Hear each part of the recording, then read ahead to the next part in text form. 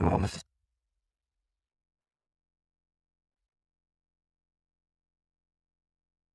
everyone, and welcome to Schmidt List. I am your host, Kurt Schmidt, president and partner at Foundry, and I am excited for today. We're going to talk about all things legacy and what that means when it comes to your career and everything else. So before we get started, I do have to do my quick plug because, I should mention that, there's a book that I wrote and you should check it out. If you're interested in networking, good tip for building a good legacy is having a good network. And I'm sure we'll touch on that. But it's available on Amazon now. So go and check it out. I'm excited to get it out there and I hope you check it out. So let's talk to Tara. Tara, how are you today? Hi, I'm doing great. How are you, Kurt? Doing good. So Tara, tell me where you're at and what is the work you do? Oh my gosh, so many different things. So I am at Industrial Logic. We are based loosely out of California, but we're everywhere and Mhm. anywhere. I work with folks on organizational behavior, so helping them build better communication systems, helping leaders build better communication styles, help teams build trust and psychological safety practices. And then I also work in UX design and in product. So I'm kind of all over the map. That's great. Well, well, I'm excited for today's subject because it is something that I'm very passionate about. So when we talk about the word legacy, like in terms of career and so when you hear it, what does the word legacy mean to you? It's a great question. So for me, I mean, I think because of just being in tech for so long, I think that I instantly go to like legacy code, old things that we just Gotcha. accepted are broken and we just have to live with it for the most part because we're not really willing to invest. But that's kind of how I've gotten into using the word legacy for behavior. I think that we have it's not even a bad habit, but we feel like we don't have an option to really work on what we want our legacy to be because we're moving so fast. It's the same Mm, thing with code. It's like, well, we don't have time to invest in that. We're not going to get an immediate ROI. So let's just not worry about it. We'll fix what we need to in the moment and we just react, react, react. yeah. And I think that that's what we've really done as leaders in organizations, especially in technology, because we are expected to move so fast and do all of these things. We have to stay on top of making sure our people are taken care of, stay on top of our projects or our products or whatever that might be. Well, how do you do it all at once and actually work on yourself? And so I've started to Mhm. really dig into the language of legacy and what does that really mean and how can we start to change that for ourselves? Because I think systemically, not just in technology, but across industries, we are really hitting a tough spot as leaders and making sure that we have good retainment numbers and that people want to stay. And that really has to start with how we lead and not just Right. being a boss, but being a leader. Right. Well, because yeah, I mean, it can be scary because there's all these famous quotes, right? People don't leave jobs; they leave their bosses, things like that, right? So, and I've worked with so many leaders over the years that have the really take things personally, when it comes to their leadership, right? Even though Right. their leadership could be a big part of the product of the machine that they're in, right? The policies that they have to adhere to that are dictated by the organization, things like that. So to me, I think one of the hard things about that is that you do have to balance sort of your commitment to the organization that you are as a leader, whether it be your own organization, you're a founder and or you're a VP at some much larger company. You are beholden kind of to those values, policies that have been established ahead of time versus what maybe is best for your team sometimes. So I don't know where I'm going with that. I'm just a statement, but I kind of wanted to hear what you had to say. Well, I love what you said about leadership as a part of the product, because I think that that's something that is very easily dismissed. Mm, I've worked with leaders. I work a lot in organizations where they're looking to either evolve their product or they've understood now that building a healthy ecosystem is a part of a successful business. mhm. It's not just about chasing delivery dates and numbers. Sometimes people are still stuck in that space, but when they've recognized that something needs to change and then they find out it's them, I think that can be a really tough pill to swallow. I've Yep. actually, a while ago, I met with an executive of an organization who had their hand slapped for being a little rough with employees. And instead of really digging into the why behind their behavior, they just started not leading at all. And they kind of went like radio silent. So when Yeah. I talked to them and I was trying to figure out, what does success look like for you as a leader? What do you think is your strength here? And their response was, I've been here for 9 years. That's not really a strength. That is something that you have done. But the hardest part of this is it asks us to first look within, which sounds really woo woo, but it is legitimately, scientifically, the thing that we have to do to get ourselves out of our bad habits Yeah. and kind of make peace with them, recognize that we're not going to be a perfect human, we're not going to be a perfect leader, Yep. and to let that show as we're growing because employees respond so well to showing yourself as being a human and being a leader. You're going to mess up, own it publicly. That doesn't Yep. mean you have to like publicly flog yourself. It means Right. recognize that you made Yeah. a mistake Yep. and you own it. You reflect from it and learn from it, just like we would when we're looking at any like agile schmagile cycle. What have we learned from it? Where do we want to change things? And then move forward. And I think a lot of times we think that we don't have the time to do that. We have to take the time and it can be done in tandem. And that's a lot of the work that I've been doing the past couple of years is showing leaders and teams that it's not only possible to experiment with your own behavior and the way that you communicate with others, but it's a necessity if you actually want to create good products. Yeah. Like 100%. Because again, if but like you said, if you can't, again, if you can't lead yourself, you can't lead others, right? So it is, and I experience this myself, and I'm speaking a lot from personal experience. You get that leader title, right? You're put in charge, you're given a team, or you build a team, or whatever the case may be. And you think your first instinct is to think, well, I've got to be a rock. I've got to be an immovable object that people can count on. And I kind of myself, I threw out a lot of the lessons I learned and expectations I had of other leaders that I wanted. And I kind of decided, well, I'll just play a leader on TV here, and then, I love that. yeah. Yeah. And so, and I found out very quickly none of that worked. Right. And then the next thing I did was I tried to make everybody my friend because I thought, well, people want to do things for their friends. And then that didn't work. That didn't work well. And so to your point, I think after a lot of those mistakes, I had to do that hard look up, holding up the mirror and, why am I even doing this? Who am I? What, Right. what do I want people to take away from working with me? I had to look within, just like you said. And like you said, I think maybe it did feel a little woo woo the time. But man, it was really important to do that work. And it was hard to do it by myself. I needed a mentor. I needed a coach. I needed somebody else because the hardest thing that I've found when it comes to making that sort of transition is getting over yourself. I know it sounds rough, but you Yeah. just have got to I get love over that. yourself, right? Get over yourself. No, that's so true. I mean, I first came into a leadership role when at a mental health clinic when I was 25. Mm, I was so young and I was shit. probably too young to be a leader. But I did that same sort of thing where I was like, okay, I have to be the rock for these people. I had the best intentions, of course. But you end up experimenting with all these things and then you recognize that it has nothing to do with them and it has everything to do with you.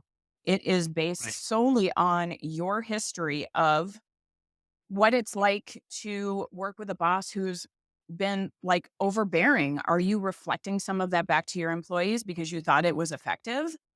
Is it that you want to be everyone's friend or you want to give people so much space? You're doing that whole leadership seagull swoop and poop where it's like, Yeah. you don't talk to anyone for weeks because you don't want to bug them. And Yeah. then you come back and it's like, okay, well, now I need to know what's going on. And now it's an emergency. Go do all this stuff. And then you leave. and you Mhm. recognize that, like, first of all, you're not a bad person for having any of these patterns. We're human and we are trained, in a capitalist society to be machines. Yes. I often talk a lot in my work about Kurt Vonnegut's first book, Player Piano, which is about Yeah. how people, they were replacing people with machines and what we really lose when we do that. Mhm. And it's requiring us, I think, now to take a hard look at ourselves and say, this is super uncomfortable, but it has to be okay to do. So something that I have been doing with teams and with leaders the past couple of years is something that I call team dynamics mapping, which starts with self-reflection. And it's literally like a diagram of the highs and lows for you. Like, what is something that inspires you? What's something that shuts you down? What's a horrible experience that you've had with a boss? What was it like? And what's a phenomenal one that you've had? So that you Mm. can kind of see for yourself where you're actually coming from. We don't give ourselves enough time to reflect and give ourselves a moment to actually learn what might be a bad habit that's not helpful to us or our employees. And we just kind of keep carrying that baggage along. Right. Well, because it's easy to say, well, it's that employee, Right. right? It's that person, right? But I think so back to something you said a little while ago, I think the big tipping point to me was showing up with vulnerability and not again, vulnerability is a charged word for some folks, right? It Because is. it can mean like, well, I'm going to put myself in an unsafe position, right? Right. But that's not the point. The point is to exactly what you were saying before about, um, you know, you're not on this journey alone as a leader. Your team is coming with you.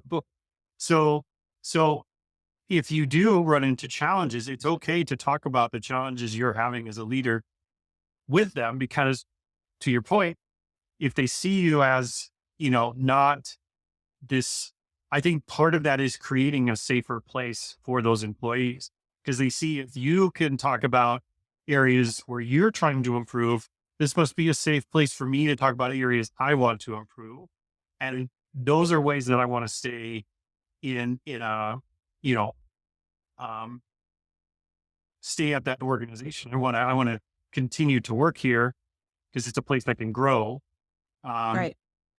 and you see so many because I mean I can't tell you how many times you get an email from a boss and I was just like like without even You have a knee jerk reaction to it, right? It's like, ugh. yeah yeah exactly and yeah I tweeted like I don't know a while ago like ways to let your team know that they might be getting fired and it's like Slack them, what are you working on? Right. Or, Oh, hey, do you have a second? yeah, do you Ugh. have a second? Yeah, What do you like that's mean? I yeah so do. But for what? exactly. Well, because you had sent me some statistics about, about, people seeing that 75% of employees say that their supervisor is the most stressful part of their job. And I see this as the companies get bigger and bigger, is it becomes even more stressful too, um, because then the culture can be just about like not getting things done, but getting your boss to like you. Like, that's Right. that's where you spend maybe 75% of your time on, you know? Right. And the purpose of that, those statistics, like 75% of employees reporting that their supervisor is or their immediate superior is the most stressful part of their job. Um, that doesn't the purpose of that data, at least in my view, is not to say like we're all bad, we're bad bosses and we suck at this. Yep, exactly, just It's give up. just give up. Like, you all suck and everybody is exhausted. That's the thing. Like, I think that we've reached this peak where leaders are in trouble. And the reason for that is we are not classically trained to be leaders. When we get our first leadership Right, role, nobody gives you a handbook other than company policy, to your point, to say, here's the most effective way to communicate with people. And it also looks different for everyone. So you can't really have that. But we need to invest more in how we communicate as leaders. I'm a huge data nerd, but there's another article, and there was data from a Harvard Business Review that 69% of leaders don't feel comfortable communicating, period. And to me, Period. that's, so it's not just about communicating with the people who report to you. That's about communicating to to the people you report to. That's about communicating with C-suite or whoever you need to speak with. We have a problem it's not a delivery problem, it's a communication problem. And we need to find a new way to invest in how we communicate with other people and have folks understand that there are really successful business outcomes when you're able to do that. This is Yeah. not just about like feeling better, peace, man. Like, that's great. That's a byproduct of it. You get to feel better about yourself. I don't think that's a bad thing. Yeah. And you get to create products that are more meaningful Yep. and that are more impactful to other humans because you're being more human yourself and you Right. understand how you communicate. And that is ensuring that we're also being inclusive with that. Like, if it doesn't have to be spoken word, it can be written word. It's however you're most comfortable, but you need to find that out for yourself what that is and Yeah. own it. It's really important, that culture piece of it, just like you said, because it is something that creates great products. One of my favorite books I've read in the last couple of years is Shoe Dog by Phil Knight, who the guy who Mm. started Nike. And it's just amazing to see how much the culture contributed to the innovation at Nike, and the idea of building building up people and then products second, right? So, building up Michael Jordan and these sorts of things, and then products come second to those people. And it's just amazing way to look at it, because I also see this in other organizations. These places that have amazing products Yeah. are usually have amazing teams that work really well together. I have a lot of friends that work for Atlassian, and Oh, sure. Atlassian, obviously they own a ton of different SaaS platforms. They just love the culture there, even the remote culture, because they put a lot of effort and intentional work into it. And to your point, they do have leadership training, internal leadership training. Zappos, a company that people love to talk about for years and years and years, they trained people internally on how to be leaders in the organization. They put effort into it. And so I think that's part of the problem I see, because just to your exact point, I was thinking when you said, all these leaders who don't want to communicate, I was like, oh, about 90% of my people who have been my boss are just not comfortable communicating with the people that work for them. So, I um, know. And it's but it's again, like it's a matter of, well, to our original topic here, what sort of world do you want to leave, right? You can't be thinking just in the present about the moment with that interaction with that employee. You have to be thinking about 5, 10 years from now. I have so many people that used to work for me that end up hiring my company now. Um, because they're like, oh yeah, he's a trustworthy person. We should talk to that. You know what I mean? Because people, what was it? People forget projects, people forget jobs, but they never forget bosses. they don't. They're ingrained in us, right? Like, even when we think about school, teachers Oh that we've had who yeah, left either a great impact or a harmful one, we remember them. My yeah, parents remember them. Like, we still talk about it. It's the same type of thing. When you are in a role where you can really impact someone's learning and someone's growth and yeah, potential to evolve, we remember those people. And if we give ourselves more of a chance to invest in that, we can take it so far. There's been so many headlines lately about like Google, and Google, they were the ones who launched Project Aristotle in 2015, which is all about psychological safety. yeah. And yet they are having all of these internal struggles. People have been on strike in the Oh yeah, UK, and it's really and I've spoken with a few folks within the organization, and it's rough. And I think it's a learning experience for all of us, that yeah. just because we do an experiment, it doesn't mean we stop there. We can't just say we No, did this thing. Well, now we're going to implement this program to make sure we're all psychologically safe or something. Well, first of all, psychological safety isn't something you can give to someone. It's something that exists within us, and we have to practice collaboratively. But at the Hmm. same time, we need to recognize how we need to continue to evolve. And that has to include making mistakes. And it Well, has it's to include apologizing for those yes, mistakes. I've known a lot of leaders owning that up have to a it. Yep. very hard time saying the word sorry, Yeah. really hard time. I can Yep. think of one in particular who Yeah. I worked with, and phenomenal, phenomenal leader, huge Yeah. brain, Yeah. all of this amazing potential. But when they would blow up, they would really blow up, and there Yeah. would be no apology because you would just Yeah. but you would watch this. They don't apologize. Well, this person didn't apologize. At least what I could, intuitively Yeah. read is because they were just beating themselves up. Then it was like, you're the Right. worst, and I can't believe that I did this thing. And so they've beat themselves up so much and continue Right. to. It's not a conversation, but we free up so much of our brain space when we allow it to be a platform of conversation and it's out in the open. It's not this thing that you, again, carry around with you. You don't need to do that. We Yeah. are human beings. We are meant to interact with one another. Of course, we need to process internally, but if we're expected to lead, we need to be able to show that human side of ourselves.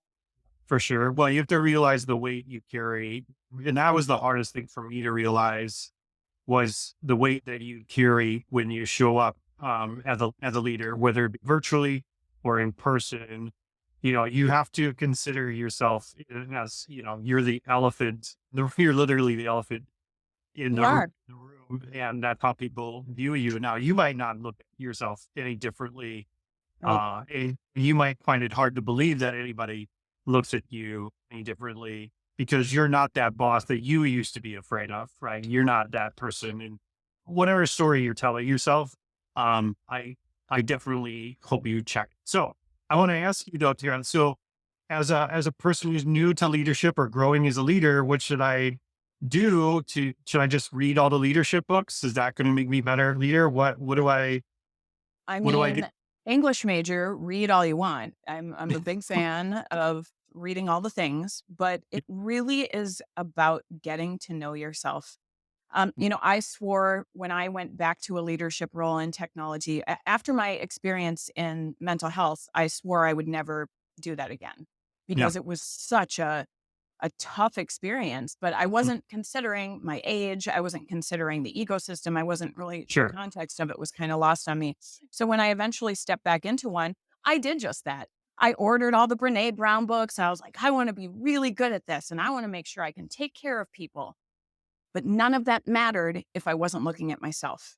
And Mhm. I realized that very early on that I would start projecting things that had nothing to do with my employees. It had to do with how my director saw me, how my manager saw me, making sure I was hitting this, that, and the other.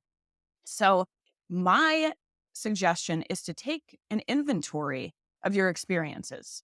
Take some time to reflect, write down the things that have been most impactful for you as a leader, who have been your biggest role models, and what was behavior that you never want to emulate again because it was so harmful to you. A lot Yeah. of times, I think we subconsciously bring that stuff with us. I've caught myself in moments where I'll say things in a certain way or it's a mannerism and I'm like, "Oh my gosh, do you realize that you just like emulated a part of this person who really stressed you out and brought you all this stuff and you just did it yourself?" And then you have to catch yourself or practice catching yourself in that moment because you're not going to be able to, even if you do an inventory, you can't do it all at once. This is like a forever journey of wanting to grow and evolve as a leader, but it starts with humility and it starts with self reflection, which is the most uncomfortable thing to do. It's figuring out where you come from, where are you strongest, where are you weakest, where do you want to grow as a leader, and where do you want to start? And Right. I guess the number one thing for me is start by active listening. Listen to Yeah. your people, listen to your fellow leaders, and also recognize that you deserve a voice too. So it's about figuring out this kind of balance of wanting to grow and recognizing where you need to grow. And at the same time, it's a cadence and not overwhelming yourself. I think that in the beginning, when I first started as a leader, I took on the weight of everything. And a big reason that I do this work, and I know you and I have talked about this, but my dad was at IBM for 25 years. He worked Yes. as a trainer, he worked in sales, and it literally broke his brain. He was Yeah. so stressed. He carried all of it with him and felt like he had no one to talk to. And when I've Yeah. asked him, what is the biggest thing you wish you could have changed? It's like when you talk to people who are on their deathbeds, what do they regret? Which Sure. goes back to the legacy thing. I wish I would have asked for help. I wish I would have Yeah. talked to someone. As a new leader and as a leader who's been doing it forever, please do not hesitate to ask for help. There is this underlying tone, I think, the past couple years that I think is finally starting to wane about like hustle culture and pushing as hard and fast as we can. I can do it. I can do it. I can do it. Well, you can't do it forever. I promise No. you that. Nope. Eventually the Yeah. bow breaks and It you are going to have to reckon with that. So don't wait until you are maxed out. Talk to people, have conversations with people, and you're going to find so much support and community and recognize that you don't have to do it alone. Yeah, and there's so much more out there besides books, right? So there's mentorship, obviously. There's places like Coalition 9, there's even Vistage and tons of leadership groups you can join. Some are more expensive than others and whichever. But I know a few leaders and CEOs of companies that are members of some of those groups, and they find a lot of value in those things because again, it's creating a safe place where you're showing up to a place where nobody thinks they have it all figured out. And Right. that's a great place to go. And it's really probably going to really hard to find that at your company. Is to find a leadership group at the company where people are going to be like, got it figured out. Yep. Because you have to have that sort of air of, no, I've got it all figured out. Don't worry, don't lay me off. Like it's fine. But outside of work, and that's to your point, um, it's really hard because we get caught up, right? We've got families and we've got hobbies and all these things. So it's hard to carve out that time. But if you do want to leave a legacy with these people, because they are going to remember you, you do have to do that work on yourself. And if you're not willing to do that and you keep getting slapped on the wrist, and getting people leaving, because of you, that's another time to hold up the mirror and say, like, maybe I should not do this type of work anymore. Right. And a lot, right. So that's another thing. So I think so many people climb the ladder. And actually, I think the first podcast I ever listened to of yours was when you interviewed Jamie Tates, who Yeah. is the CEO at Keystone, where she talked a lot about how when you and a friend of mine, where you talk about climbing the ladder, and then you eventually get to a rung where you're like, how did I even get here? Is Right. this even what I want? Right.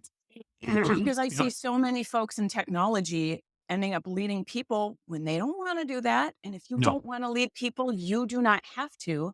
no. Look for environments that are going to support. Maybe you want to be a principal engineer or a principal architect or something Mhm. outside of really People leading master. people. And if you don't know how to do it, then it's time to start building that community. To your point, go to meetups. I'm actually going to take a moment to plug something that hasn't even Please. we haven't had our first one yet, but myself and Susan Greaves, so they're a member of the Twin Cities community as well. One of my Dev Jam alumni are starting a new meetup that we are calling "Don't Get Me Started," and it's going to be an inclusive community since Dev Jam doesn't exist anymore in the Twin Cities, and it was something we loved so dearly. It's going to be more inclusive, not just about technology, but give folks kind of a minute or 2 to riff off of things that they're really frustrated about, and it's like on the Mhm. honors policy, like, if you come to Fight Club, we don't talk about Fight Club, Right. Sorry about and then that. having somebody speak about a subject, and then at the end, have people talk about what they're stoked about and what they'd really like to learn more about to help build connection for anyone who wants to lead, for anyone who wants to be a part of a community where they feel like they're not alone. Because I think in this brave new world, it's not even post COVID, like we're learning to live with it. After the uprising has happened here in Minneapolis, we're all looking in the mirror and saying, what do I want and what do I Right. need? And so we're looking for a way to kind of give a platform once a month to people for people to vent about what their challenges are. It's so hard being a boss. Like I am exhausted. I'm working too much, and just letting people get it off their chest. And then at the Yes. end of, our meetup, being able to be stoked about something else because there's always going to be the stress. We have to learn how to let it out. And then like not hold on to it forever, but instead get stoked about the things that we want to control and recognize, like, you know what, if I am super stressed, maybe that means I need to build some boundaries and having Mhm. conversations with folks about that. So I feel like it's time to start kind of reinvigorating like the community aspect of leadership and of how we support one another and continue to build skills that are going to be helpful for us in the long run and allow us to leave a legacy that we're proud of. I love it. I think again, it's really important work because I think the leaders that go and experience what a safe place looks like as a leader really helps them create that safe place again at work because they see what that looks like, what that feels like, and they want to recreate that at work. And that's something that really changed my trajectory early on was being a part of some mentor groups and things like that. Excuse me. Yeah, and I Part think of some like mentor groups, like I was able to bring that outside knowledge back into my team really made a difference. it does. I think that there's such power in community when it comes to this Yeah. sort of thing. You're not going to be. That's the reason that people bring, hopefully helpful consultants in is to get a fresh perspective. It's Yes. also that like if you want to continue to grow your chops, like getting a coach. I've had a coach for the past, I think, 6 years now, and I don't plan on stopping anytime soon because I need to have somebody to point out to me blind spots, things that I might not be seeing, things that I might be interested in that maybe I have no awareness of. And there's strength in community and there's strength in numbers. And so it's not something we need to do alone. I think that that old school way of thinking has really started to go the way of the dinosaur. Like if we watch episodes of Mad Men while fictional, that's what it was like for a very long time. Maybe not Very as large. fun and sexy with all the cocktails, but definitely the stress part of it, and definitely feeling like I have to own all this stuff and I can't talk to anyone about it. And this is the Yep. way it is. I think we're finally recognizing we are more human than we realized. And we need to be able to dig into that stuff to actually be successful at what we Oh, want to do in the long run. for sure. Well, back to your point about that Mad Men era, right? Like there was literally like a saying, like you'll never work in this town again, and that was true. Like if you couldn't make it, like you were run out of like you couldn't. You'd have to You move. actually were. Yeah. My dad was told, you don't sell, you don't eat. Like, he Yeah, was told that exactly. several times. Yep. And imagine carrying that weight and then coming home to your family. Yeah. That Yeah. is a terrifying statement to make to Yeah. anyone. And he Exactly. just internalized all of it because he's not going to talk to his kid about it. He's not going to talk to his wife about it. And his friends would probably think he was a wimp to talk about it because it's that old No. school toxic masculinity, which does not Yep. work. Yep. So we need to learn how to do these things together. Yeah. Well, and again, like that's the key takeaway I would like people to take away from this conversation is that it's really hard to do it by yourself. Yeah. So talk to people, go to groups, go to events, read some books. I mean, there isn't just one way to solve this problem right there. No, absolutely not. There's lots of different avenues and don't feel like you have to be forced just into one. And give yourself time to self-reflect. I mean, I can't say this on a professional level, go get a therapist, but like therapy is helpful to Yep. get to know yourself or a coach. Some coaches are also therapists. And I think that it's a really good way to get to know what you want to build for yourself and what sort of legacy you want to leave. Getting another person's perspective after you have had time to kind of digest where you are, and that might be super hard. So just be gentle with yourself and be patient with yourself. It's not something that's going to happen overnight, but Yeah. know that people are out there to help support you on your journey. Yeah. I think that's great. And I want to thank you for taking the time today. If I want to get in contact with you, where's a great place to find you and connect with you and follow all the cool stuff you do? Sure. Yeah. Well, I'm very active on LinkedIn. You can find me at Tara Leon Scott, which is Lyon Scott. Yeah. And then also at Tara at industriallogic.com. You can find me there as well. I'm always writing all sorts of things. I do a lot of live Twitter spaces, writing, all sorts of stuff. So yeah, feel free to reach out to me. And if you are curious about the meetup that I did talk about, that's going to be local to the Twin Cities and starting later this spring, early summer, please reach out to me because that's something we're really stoked about and going to be sharing more in the very near future. I'm excited for it. I can't wait to go myself. Yes, would love to have you there. Awesome. Well, again, thank you for taking the time, and there will be links in the description for how to get a hold of Tara. So, okay, All right. Thank you so much, Kurt. Always good to see you and chat with you. always good to see you. Thank you for the time. All right, folks, there you go. Legacy. It's really important. Speaking of legacy, I run a book. That's part of my legacy. You should check it out. I think it'll be something you find interesting. Thank you for taking the time today. I really appreciate you joining us. We'll see you next time. Okay.